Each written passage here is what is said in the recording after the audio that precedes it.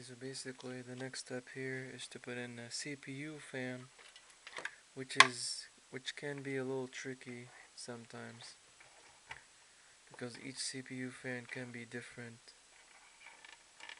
Like sometimes it can just be a clip-on thing or screws. That's probably it. I mean, it's tricky, but it's easy. It's just different. Just have to look at the manual. Let's just put that on the side. This is a CPU fan, by the way.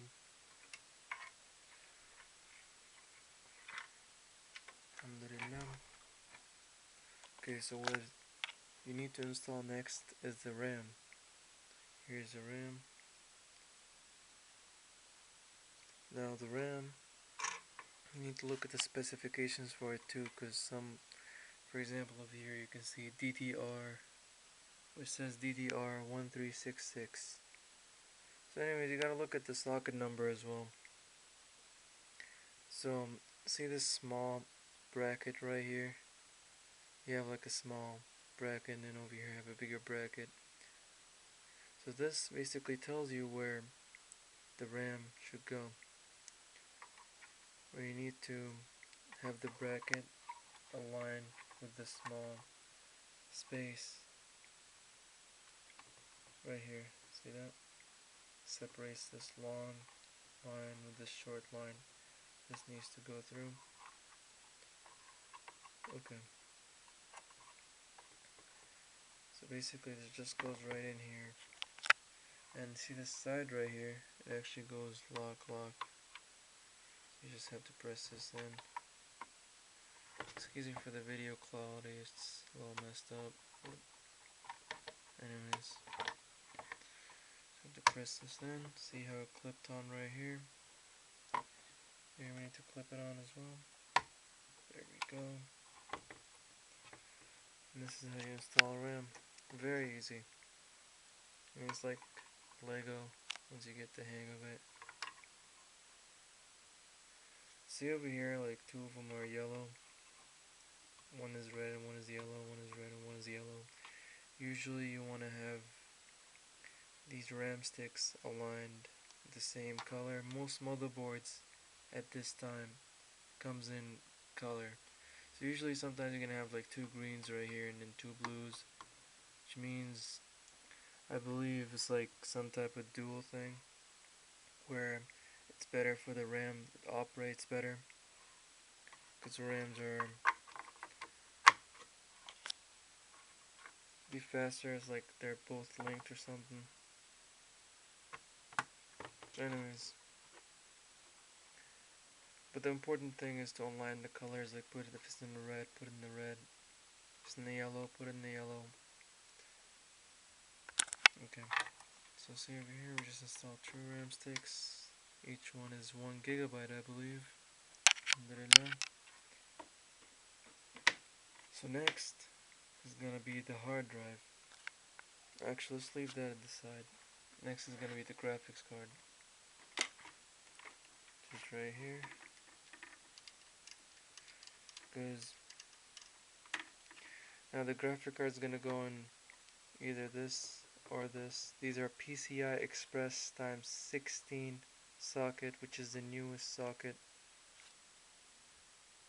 at the time, where you can have two graphics card, one, two, and then have them work at the same time. It's called SLI or Crossfire. SLI for NVIDIA and Crossfire for ATI.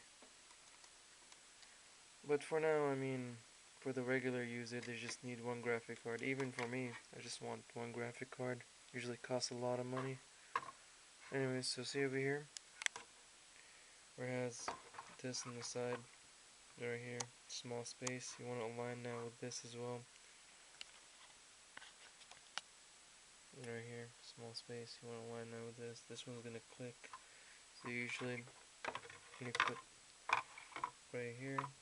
So this, there's a small thing that ticks the moment you enter. It's just gonna clip right here, which holds the graphic card to the motherboard.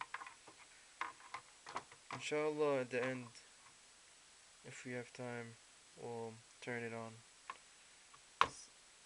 See over here, we just have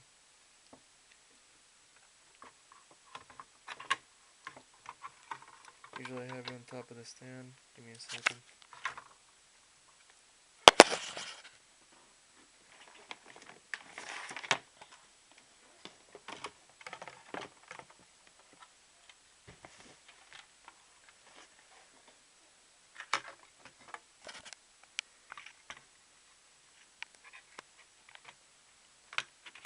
It goes right in.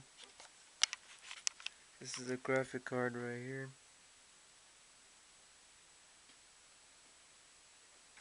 Now over here is a PCI slot, which you can have regular things, as for example, as I have over here is a USB PCI slot. This is the second type of thing. You have PCI Express times 1, which is those small little slots right here. You have PCI Express times 16, and you have PCI regular PCI. This is in the newest versions are PCI Express times 1 and PCI Express times 16, which is the graphic card uses, which I believe has faster speeds and supports a lot of top-end graphic cards. Anyways, this goes right in. See this? Right here. I'm just gonna pull it out real quick so I can show you guys how this works. See? Right here. Just goes right in. There we go. Easy does it. When it's in this inside a case, see that right here? That small thing that goes like this? This is where the screw goes in, where you have to put in the screw so you can even set it because it's still a little wavy. But for this, I want you guys to see this. And this is the reason why I do not have it in a case, because it'd be easier for you guys to see it. So anyways, okay.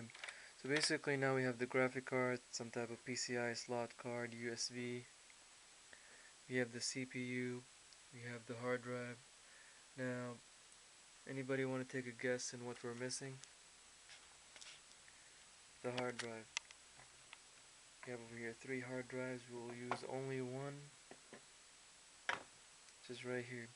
Hard drives usually come in 2 interfaces, which is one of them is called SATA, which is used by this small little cable right here. See right here, this is the SATA cable. And another interface is called an ATA interface, which is ATA interface, which is right here, these big pieces, which I believe most of you guys already have seen.